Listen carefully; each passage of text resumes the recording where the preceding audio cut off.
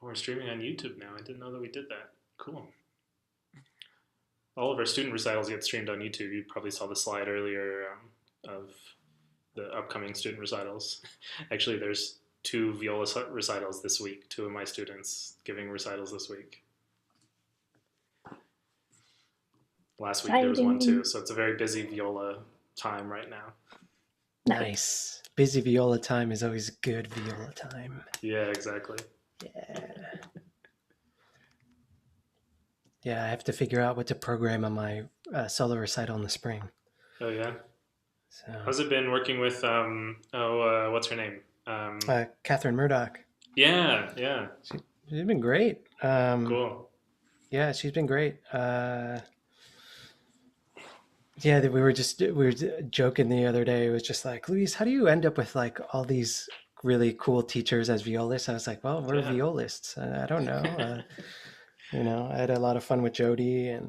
and John Largess from Miro Mm. and now with Miss Murdoch. Yeah, it's been great, but it's also fun to be a part of a big studio again. She has about like 12, 13 kids, Nice. I think. Yeah. So it's nice to be part of a big studio again. Cool. Yeah. You've had a string of very cool teachers, that's for sure. Even among viola teachers. Um, Yeah.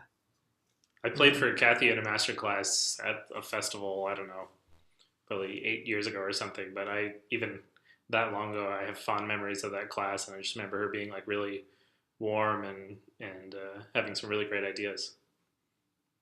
Yeah, my lessons with her once a week is always like just a general overtone check-in, making sure I'm getting all my overtones and not forcing it. And especially with the microphone world these days, Right. like if you're Yeah. crunching, you're really crunching Yeah. on Zoom. Yeah. Yeah.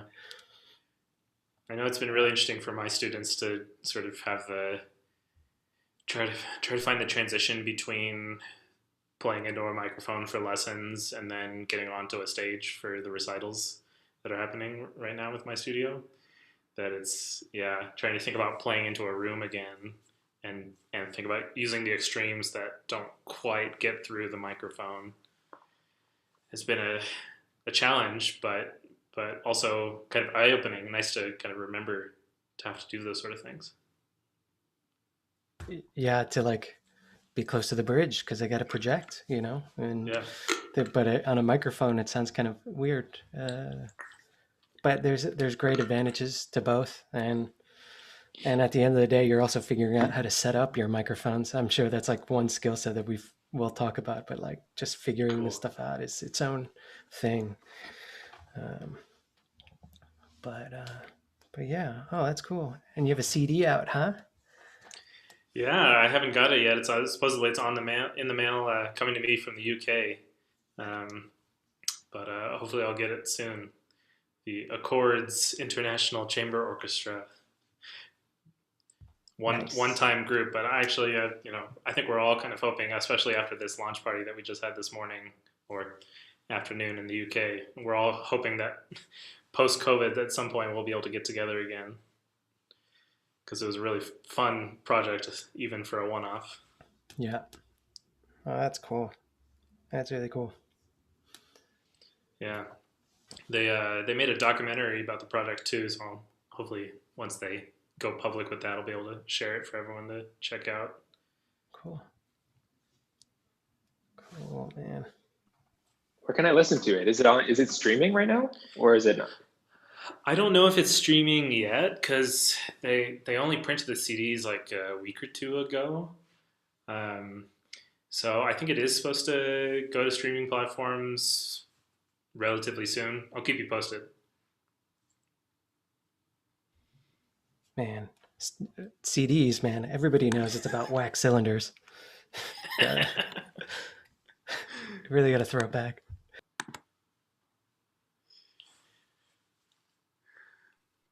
You joke about wax cylinders, Luis, but I having this project came out of work in 19th century recordings and performance practices, so it's all wax cylinders all the time. Yo, legit. So I just want to start welcoming our student body. We're going to have more and more kind of pop on here as they're getting out of their other courses that were this morning, and hopefully stretching between Zooms and grabbing some water and whatnot to stay healthy. We are here today with a super exciting Common Hour. I'm going to let Vijay Chalasani here introduce what's going on today. But I just wanted to welcome the students and say hello. I hope that your week is going well. I hope that you are getting ready for registration, which starts this week. Grad students register today. Undergrads, you guys start tomorrow. Check your email. I'm most likely at the top of your inbox. And I hope you guys have a wonderful webinar here. Make sure you change your name as an attendee. And if you're watching with another registered student, make sure you guys send us a photo so that we can go ahead and mark both of you as here. With that being said, I'm going to go ahead and let Vijay take over. Thank you, Katie. So it is my immense pleasure to introduce the Thalia String Quartet. Violinists Chris Whitley and Kamiko Sakamoto, violist Luis Beorin, and cellist Titi Ayangade, who are all wonderful folks who I've known for varying amounts of time. Chris and Kamiko and I all went to school together in San Francisco at the San Francisco Conservatory. What feels like yesterday, but in reality was many years ago.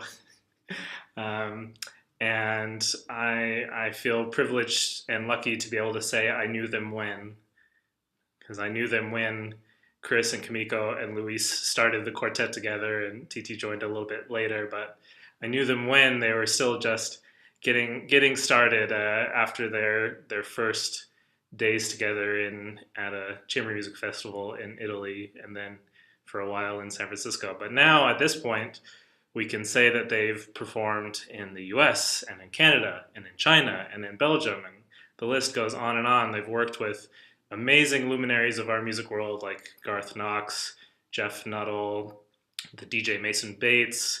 They do all kinds of amazing projects ranging from, of course, performances in major concert venues around the world, as well as educational projects, both in person before the pandemic and amazing virtual education projects that they've done the last few months since we've all gone online.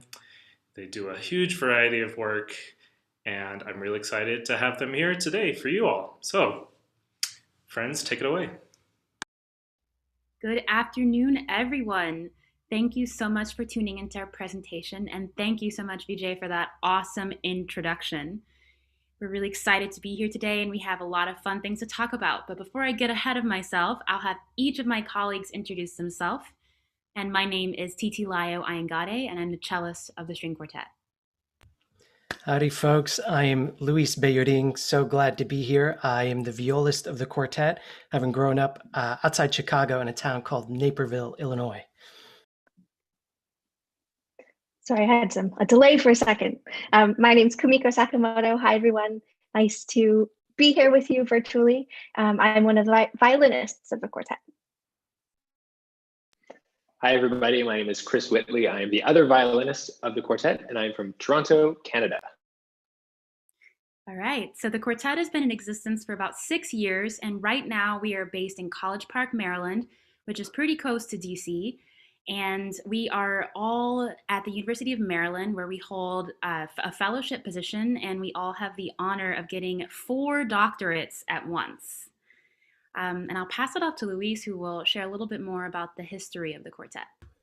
Thanks, Titi. So the trajectory of the quartet, we've had our hands and fingers in all sorts of different things. But as Vijay was saying, the heart of the quartet lies in San Francisco, California, where we were in the middle of degree programs. Some of us are finishing degree programs at the San Francisco Conservatory of Music. As Vijay alluded to, we actually met before I started my first term there as a graduate student. At a summer festival in Italy, where the faculty like to go out to northern Italy, and we worked on a lot of pieces really quick over 2 weeks. We didn't kill each other, So you know that's a foundation for a great string quartet.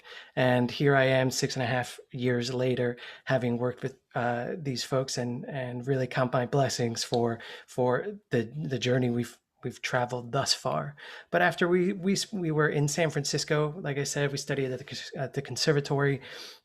We actually held a residency position at the SFCM, as we call it, for 2 years, where we were working as their graduate quartet in residence, and it was just a lot of fun to be based out there in the West Coast and have our faculty not only at the conservatory but also the St. Lawrence Quartet were a major influence of ours down in the peninsula in Stanford. After San Francisco, after school, we were in San Francisco. We were making it. We were playing concerts. We had started to get management. It was a lot of fun. Then as we did a couple competitions in the fish-off competition in the Midwest, Yellow Springs in Ohio, we had a lot of fun. We learned a lot from doing competitions. It's a very different animal. For I'm sure some of you might know. It's just a different animal. It really hones your chops in a different way. And after we were in San Francisco, we were sad to leave San Francisco and made our way to the University of Texas at Austin, where we were most recently their graduate quartet in residence, working with a really talented Moreau string quartet. So we were there for a couple of years working on graduate diplomas and a master's. And now, as TZ said, we are happy to call ourselves Terps at the University of Maryland, where we are working on doctorates. And I have to really figure out what my research focus is in the upcoming at the end of this term. I don't know how my colleagues are doing on that, but it's been a pleasure to have crisscrossed the whole entire United States. All right, thanks for that summary, Luis.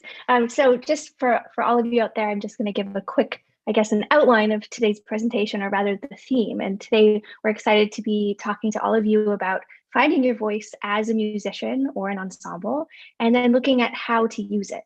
So before we get in or dive in more to the discussion part of today, we're going to share a video for you. This video we put together at the beginning of Shelter in Place. It was one of the first online projects that we took on. It was a lot of fun. You'll see we're all in different shots. We all recorded this separately, and TT masterfully put it together to create this really fun video. So this is Garth Knox, a piece by Garth Knox called Satellites, and this is the movement titled Dimensions.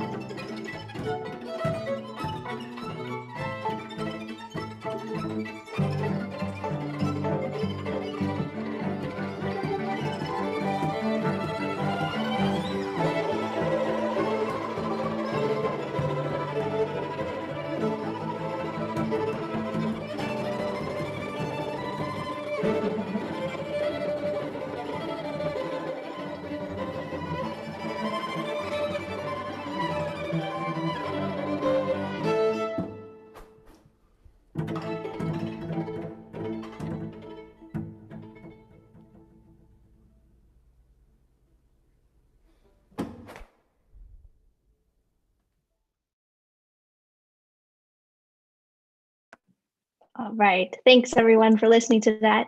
So again, that was a piece by Garth Knox. And I forgot to mention before I played it, that this is from the Kronos Quartet's 50 for the Future collection. And for those of you who don't know about that, go online and check it out because you have access to 50 pieces that are free. You can find the music, the recordings, get some insight from the composers and learn them yourself. So it's a really, really great resource.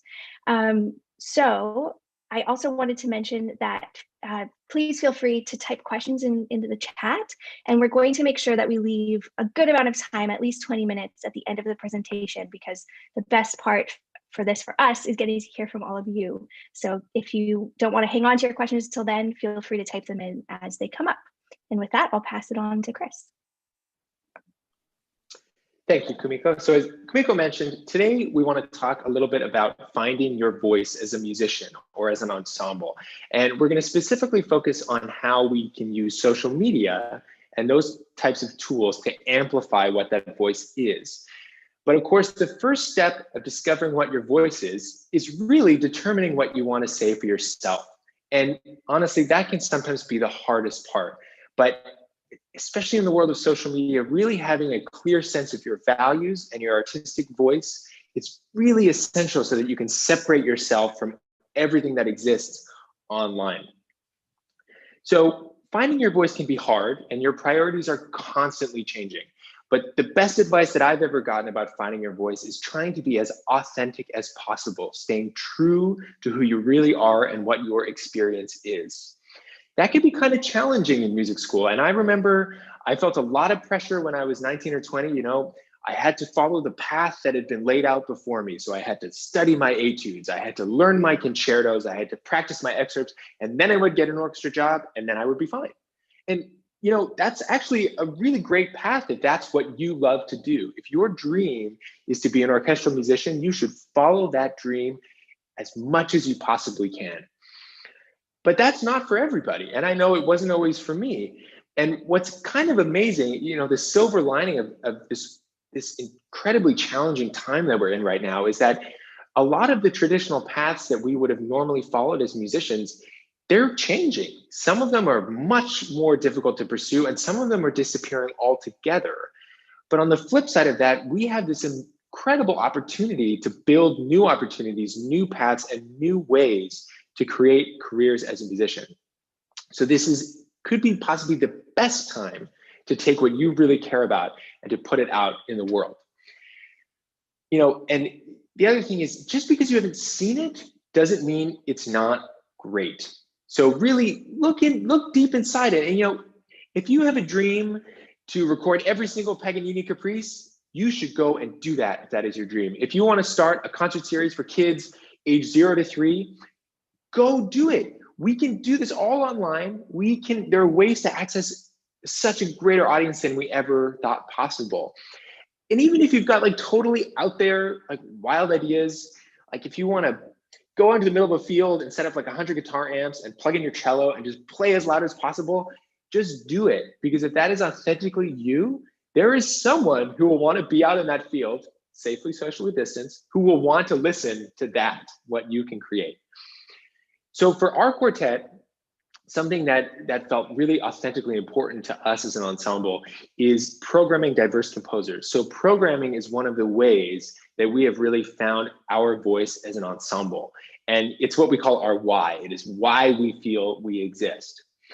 And there's a lot of discussion right now about programming diverse voices. And one of the things that's really important when this is something that you're passionate about is you just want to make sure that it's not about fulfilling a quota or doing something that you feel you should do. Our quartet talks a lot about shoulds, these things that we're expected to do, these things that we feel we have to do to be successful or for people to pay attention to what we're doing.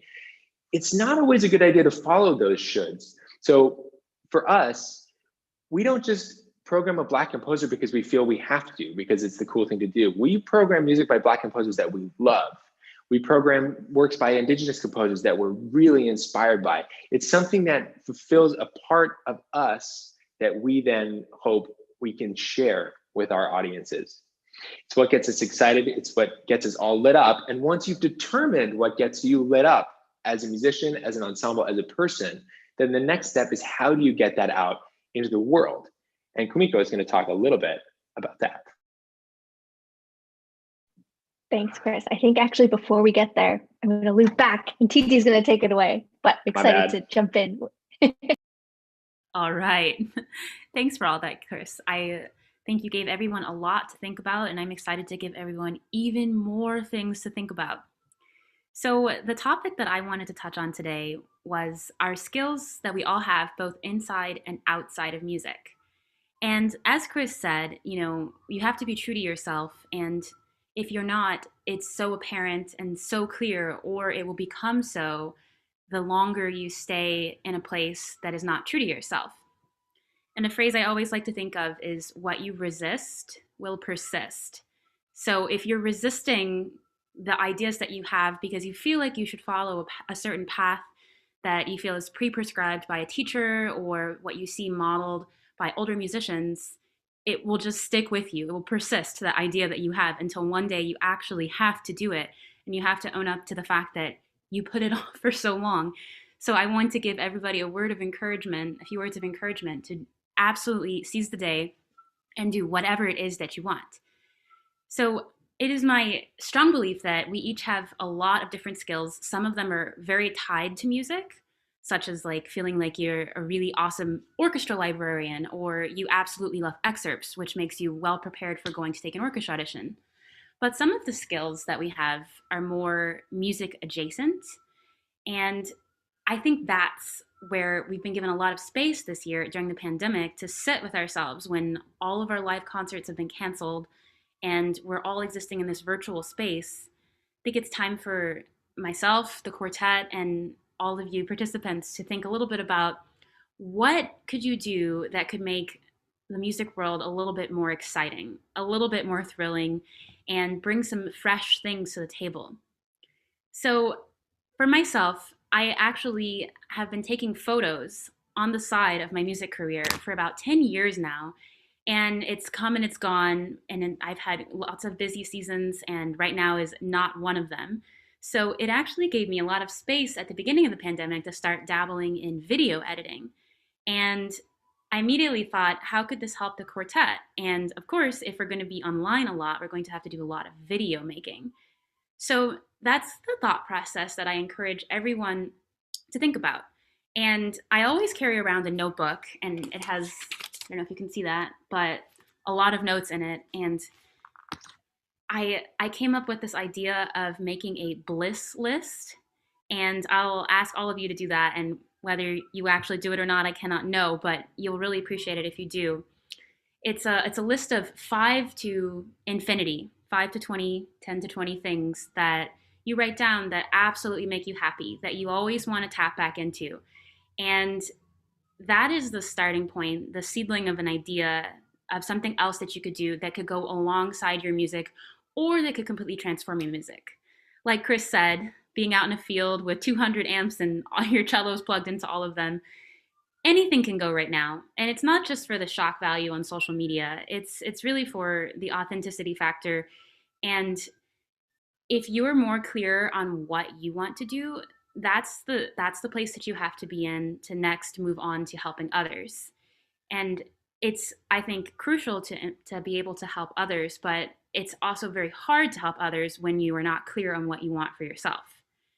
And before I pass it off to Kamiko, I just want to reiterate that whatever you resist will persist. So just give in and do exactly what you want to do.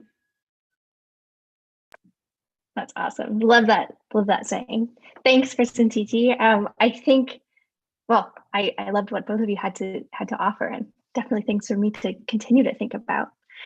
So once you've asked yourself those big questions that Chris brought up, like why it is you do what you do, and once you've started to tap into what really lights you up, as both Titi and Chris have given you tools to start to look into that or to help you, then we want to look at, well, also Titi mentioned using your unique individual tools to help you, and not being afraid to use your tools outside of music too, to bring them all together into who you really are, and utilizing all of the things you're interested in.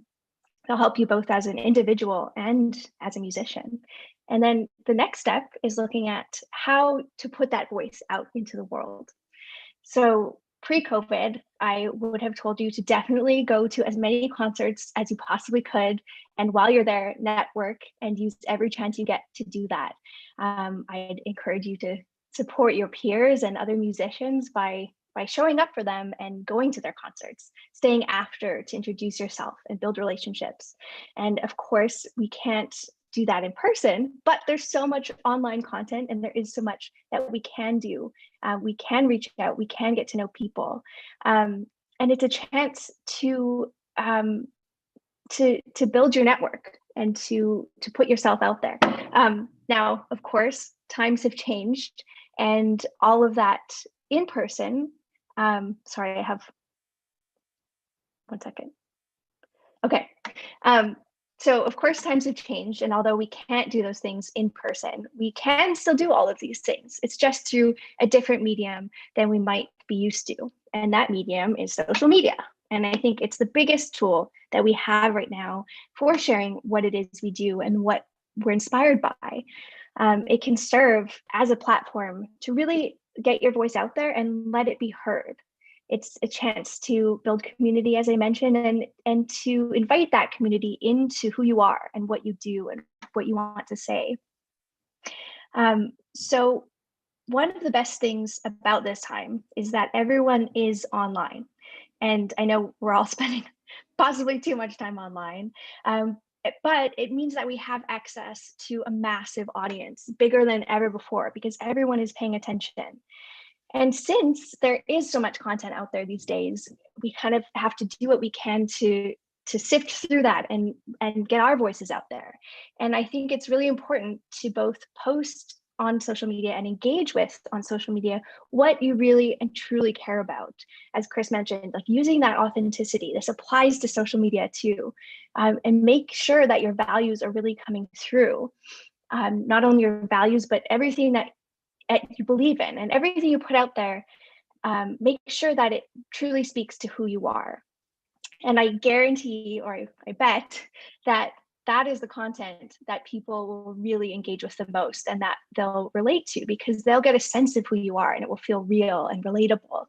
And it will be what people are most interested in, and they'll want to come back for more.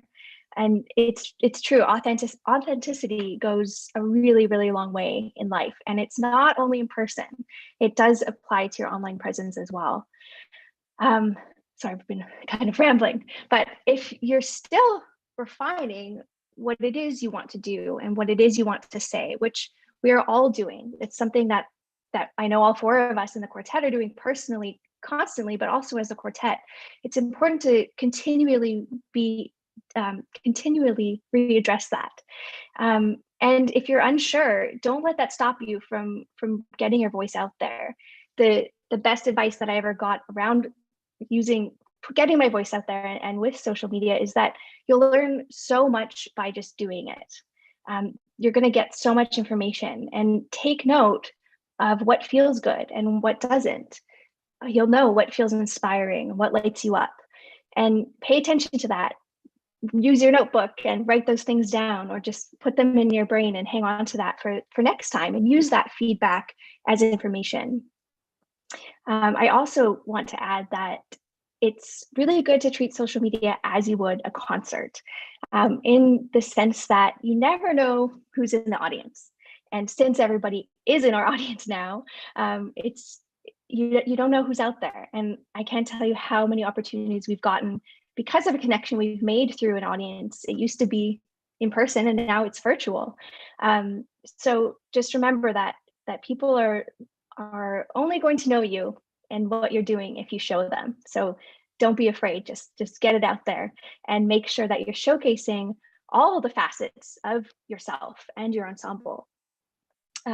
With that, I think as a quartet, we're interested in many different things. Some of them have been mentioned so far, and like education, performance, project development, building our repertoire. And we want to make sure, and we try to make sure as a quartet, that we are showcasing all of that in our online presence as well, while always, of course, adding our individual and group personalities. This is your chance for people to get to know you and hear what you have to say. So to sort of wrap up this section and to kind of summarize and give you some action steps for moving forward in your own social media engagement. So make sure that you use social media, use it as a tool to refine your voice and to get your voice out there. Make sure that what you send out into the world on social media truly feels authentic to you and who you are and what it is you want to say. Always check back in and make sure you're tapping into that. And a topic that transitions well into what Luis is going to cover, utilize social media as a tool to both develop and deepen connections, both old and new. It's a great time to meet new people and to spread your community, to spread your voice and continue to build. So with that, I'll pass it off to Luis. Thanks, Kumiko. Yeah, I think we've found social media to be quite helpful, very helpful in amplifying as a quartet, just getting the word out there of what the quartet is up to, what we're passionate about, what projects we're working on, and just also professionally, just staying in touch with people. Because in this line of work, you meet so many people along the way that it's so important to just stay in touch with people and connect with people. And I always like to think of like that golden rule of like treat everybody like you come across like how you'd like to be treated, because it's so funny. It's just life happens. The music world is already small, and then in our line of work, playing professional string quartets, that club is even much smaller. So, we see a lot of friends in competitions, at music festivals, at different places that, for all likelihood, I will probably see them for the rest of my career. And if they don't end up in music, I will see them in arts administration jobs, faculty, stage managing. You see them because of the skills that we take on and off the field. I like to use a lot of sports metaphors. On and off the field is like, we make us really suitable candidates for all sorts of jobs and all things. But that one I could definitely talk forever about, because I think what we do as musicians can certainly transfer to all different facets of your life. But as we circle back to social media, it's relationships. It's kind of like, if I have a recital what network do I bring to the table? Like how do I develop a network? How do I tell people about my recital? That for me is like a really easy example, because it's like my recital, who do I want to be in my recital? Well, I want my colleagues, my studio mates, my friends, my family, what else? My teachers, and maybe that's your portfolio is a little thin. And then I start thinking of every other facet, every step that it took to get here. And I think before you know it, you have a lot of avenues to help share whatever projects or performances you're doing. Like, what was your junior high teacher, high school teacher? You could send out links and have that relationship with those folks, or the music festival, the summer camps that you attended, and things like that, winter programs. What else? And not all of it has to be music related. Get your gaming crew out to your recital. My salsa dancing class. Before you know it, you realize that you can really reach a lot of people, because all of us create a lot of relationships and meet a lot of people through the trajectory of a life. And it's really helpful, because as you set these goals of what you want your voice to be, what project you want, and Chris is really, if he wants to do the marathon of Paganini Caprices, or take up cello briefly and plug in the 400 amps into the field, then you could tell a lot of people about it. And you could also, lo and behold, you might be able to pick up a few relationships along the way that will help you figure out the logistics of putting 400 amps into a field. And some people might get really lit up about that. So I always like to think of developing that network, from just a basic step. And I know a lot of people are live streaming recitals right now, and so it's a nice time to try out. How do I plug this through social media? Is my repertoire, let's see, Russian based this semester? Well, there's a lot of Russian organizations in the neighborhood, or things like that you can start pinging off of, and I think creates a lot of opportunity there to get your voice, your message heard quite a bit. And another great advantage of building out the network is, like I said, you might find that person that will help you haul 400 amps into the field. And these donations of times and time and effort and things like that, we commonly refer to those as in-kind donations. And you see that a lot when I'll perform at a care facility or old folks home to kind of run through my viola concert repertoire. And those are really great connections to make, as when I want to start doing all the 24 Paganini Caprices on viola, as they should be done, obviously.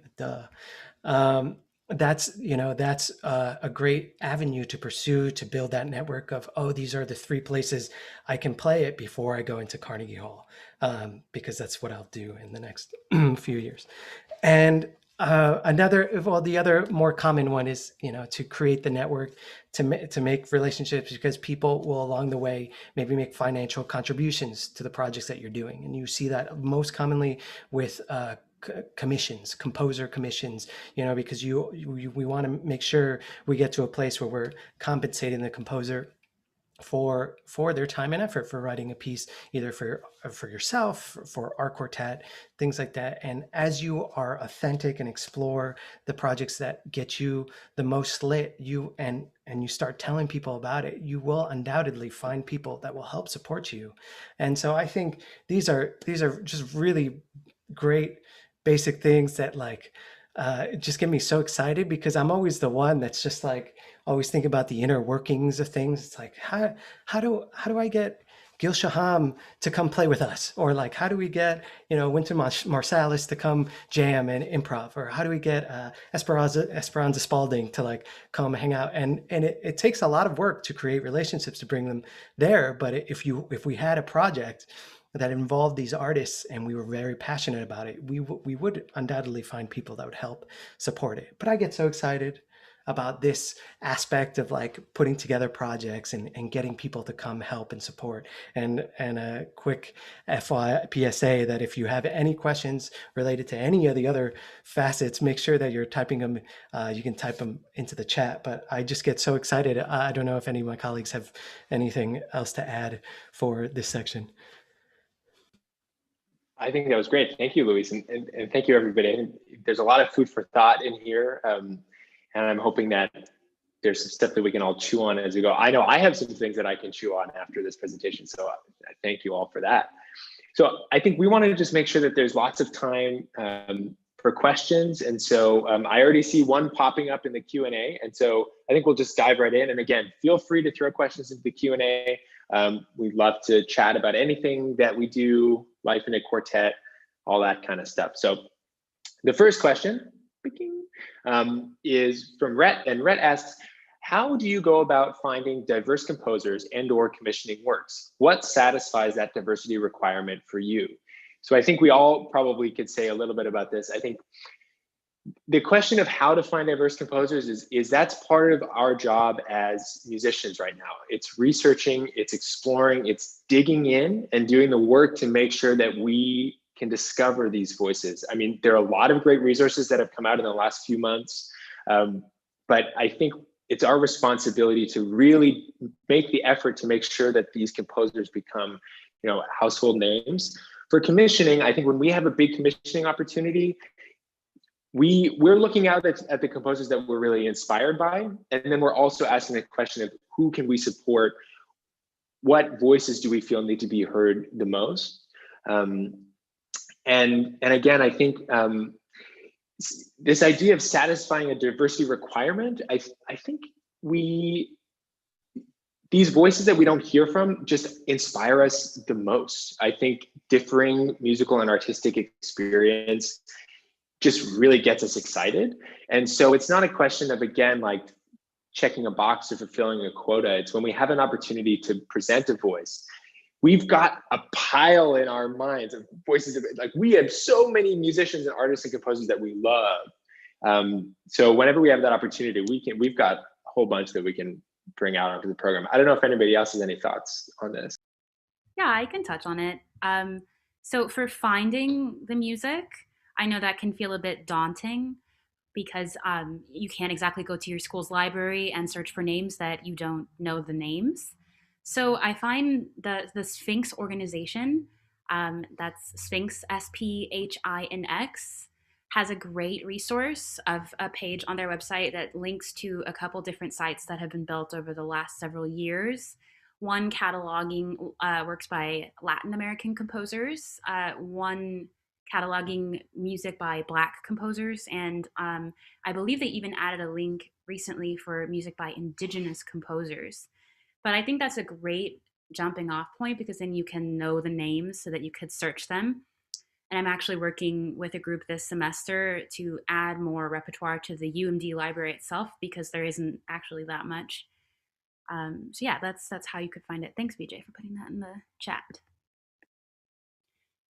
All right, should we go to another question? Yes, awesome.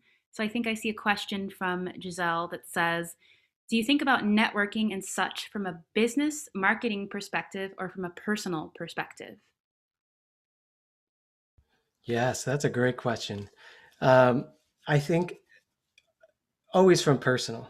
I think that's, for myself, that's what I like to latch onto first, because at the end of it, our quartet really values connection with the audience and with and getting to know them, because we think that is where the strongest music making lies, and we could sit in, or we could stand actually, rather, because we're a standing quartet. We can stand and play a concert and feel the connection from the audience by removing some of these more stuffy barriers that exist in the concert hall, and just being able to chat with them from the stage and introduce the pieces that we play. And afterwards, we love to meet them, shake hands, get to know them, talk about all sorts of different things, and we don't shy away from that at all.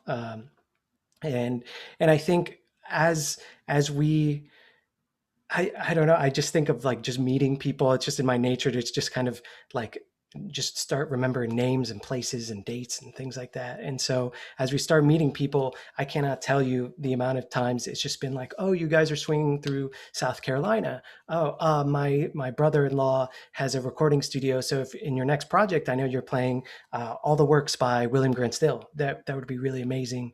And so that's one avenue that we've found kind of really interesting. These connections, just goodness, they just happen from all different ways.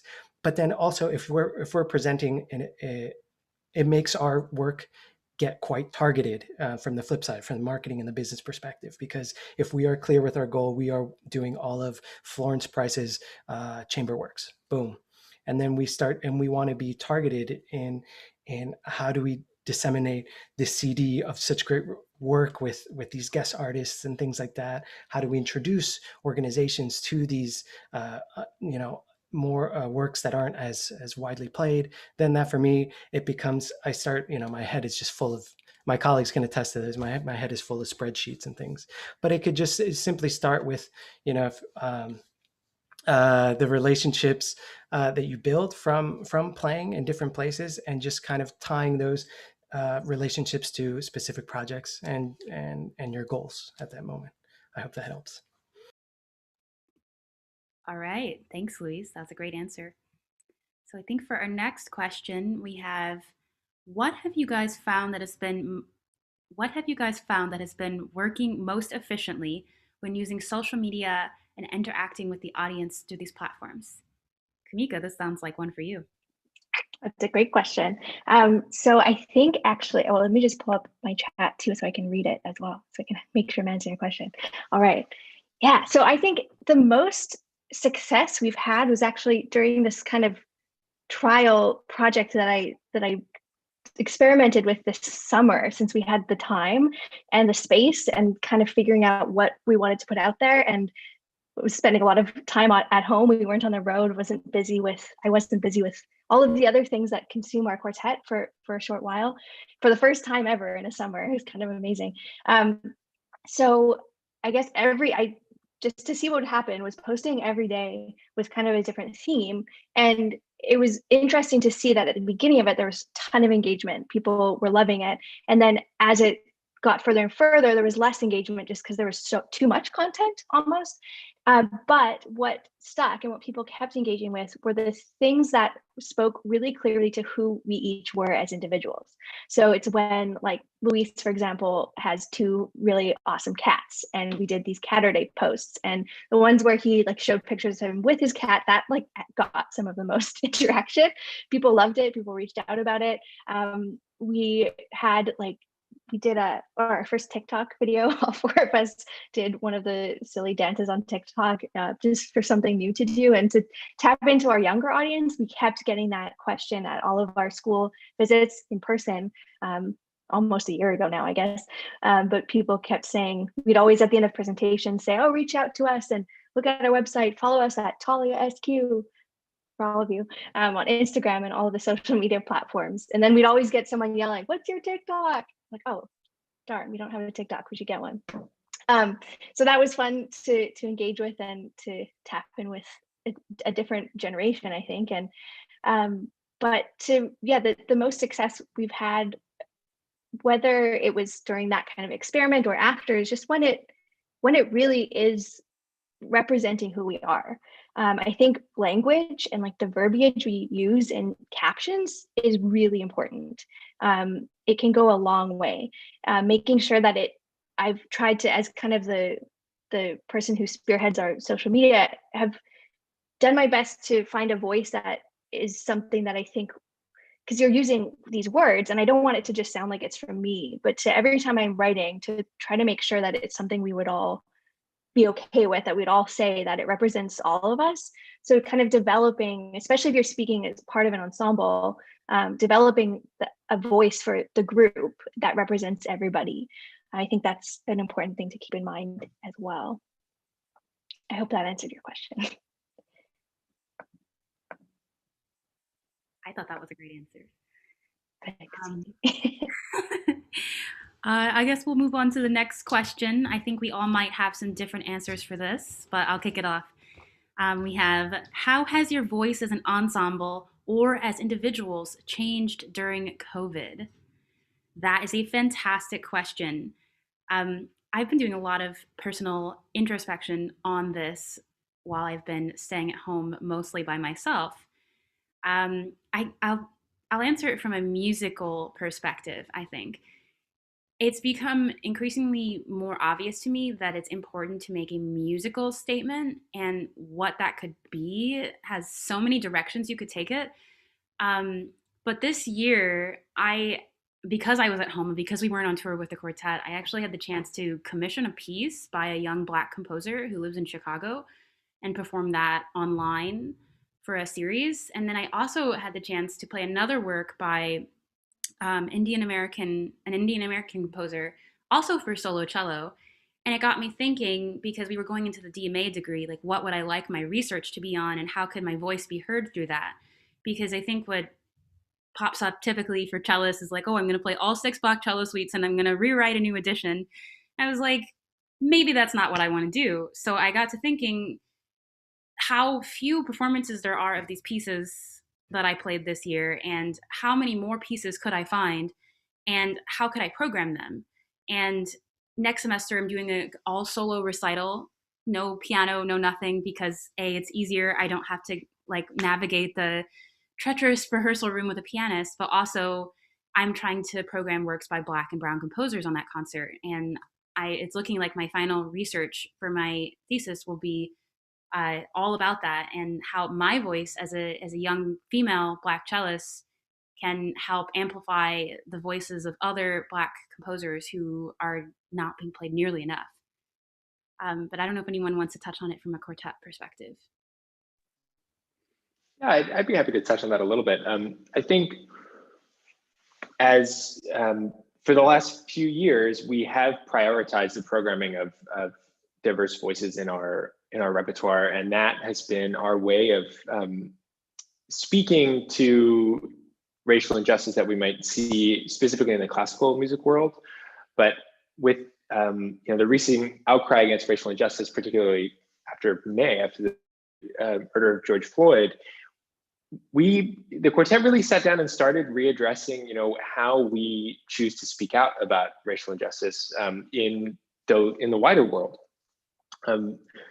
Often, just the image of us walking on a stage, audiences were always amazed at seeing us walk on stage because we represented diversity without having to say anything about it. And I think we were comfortable in that place, because you see 4 people on stage from very different backgrounds who look very different coming together to create one cohesive musical idea. And there's a power to that message, but it also, we didn't think was powerful enough. So one of the major things that we've been continuing to discuss is, what is the way that we are going to use our voice on social media, through our programming, through who we collaborate with, to actually make a stronger statement on these issues that continue to be so detrimental to the freedom of so many people in this country.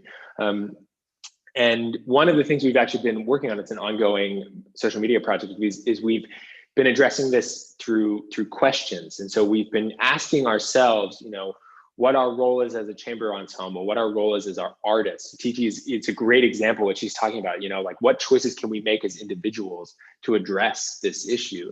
But then also, how do we address this as mentors? We're in mentorship positions. All musicians, if they teach even a single student, are in a mentorship position.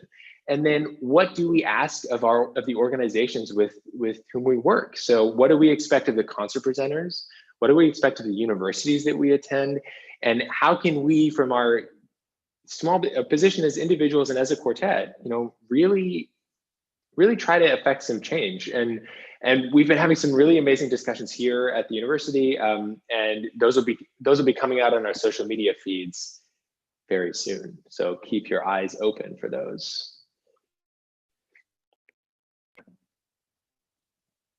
I see we have a couple questions in the Q&A portion of Can I this. just jump in real quick, friends, and say please. We've only got a couple minutes left, so maybe address a couple more questions briefly, although I also wanted, because I personally find your education work so important, and I know that at UNC we have a lot of education majors, and we have a lot of students who focus on education. I wanted to also put forth the question briefly of how do you find that education and outreach kind of mix with your voice, your social media, how it's changed during COVID? I know that's probably a big topic, but if you could consider that as one of your things that you answered in the last minute or so.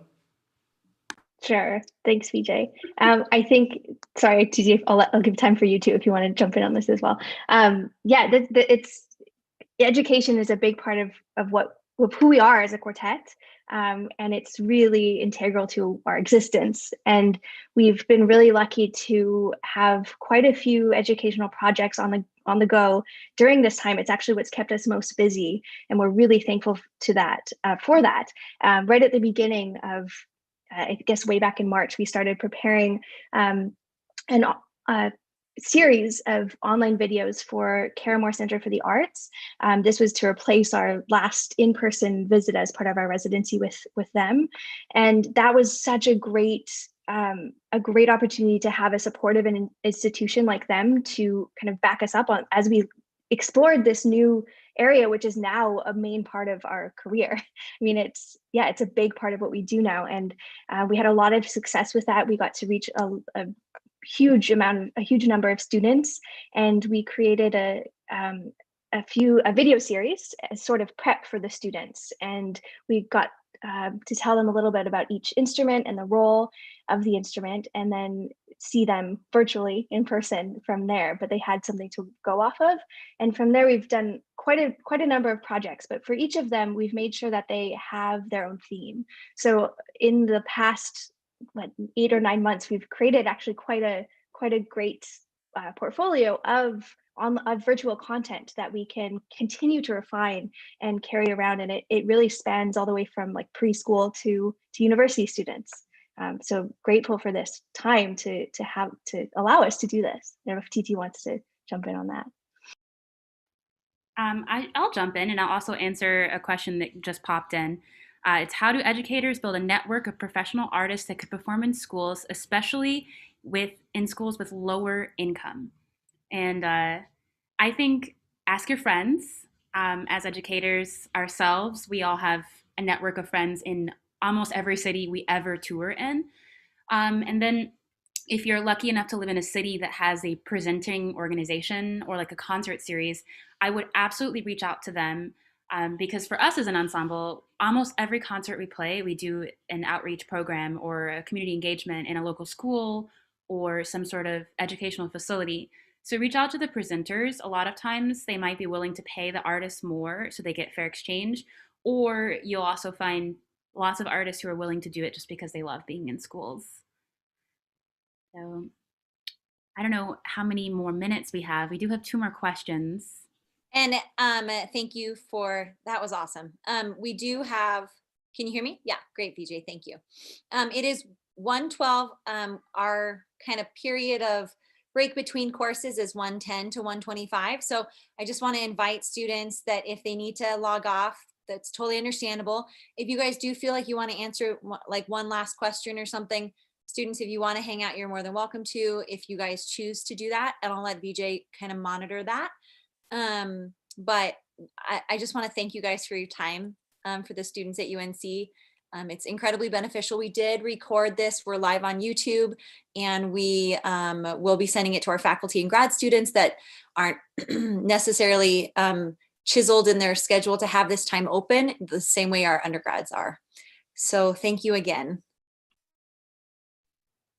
Thanks, Katie. I think we can power through these last 2 questions, and awesome.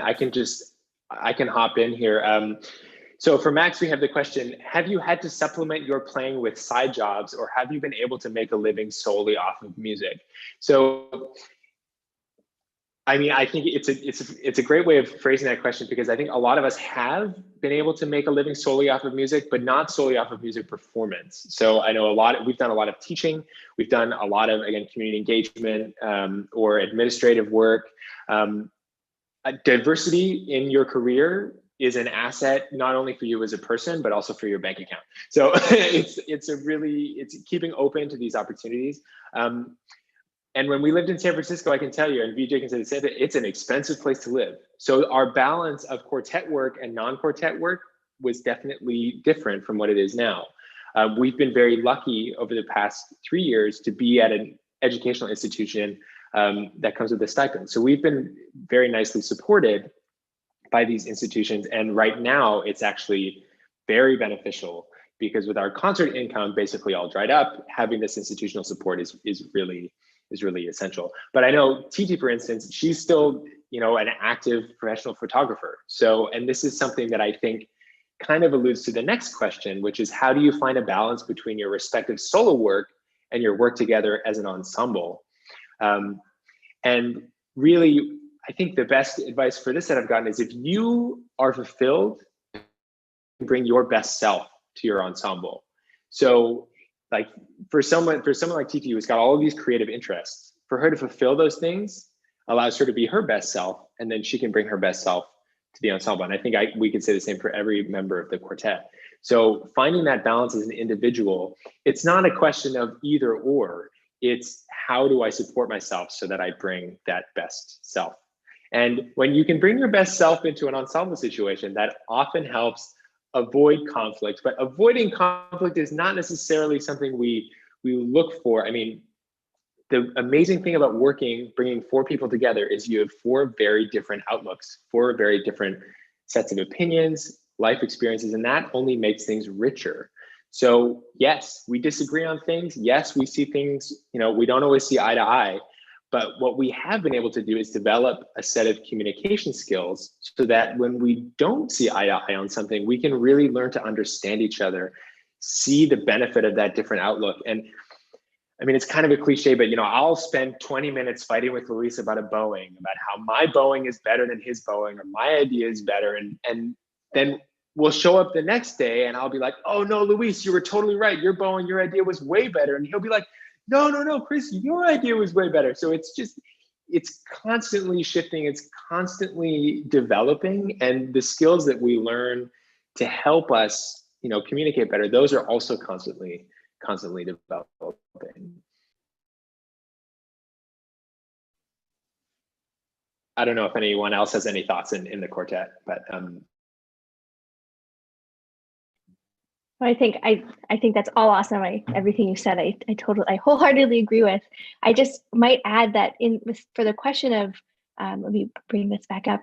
With supplementing your music and playing, I think with that just to remember that anything is possible. And if you want to do another job that's completely unrelated to music, do it. If you want to only stick within music, you can do it, and you can have a really successful and flourishing and financially viable career. I think we're told way too often in this career, it drives me a little up the wall when people keep telling us that we aren't going to make money, so choose something else, or we aren't going to make money, you have to supplement with something else. We just have to get creative, and we have to use our connections and use our voices, because then people the bright people will want to partner with us and will get behind what we want to do. And same with education and reaching out to underserved schools who don't have the money. There's money elsewhere. There are other people who can help you and who will want to support that. So the more people you know, the broader you can make your donor reach, your community, the more that's possible. So to not let it be felt, or to not listen to those who tell you that it can't be possible and that you can't do something, because you can do anything.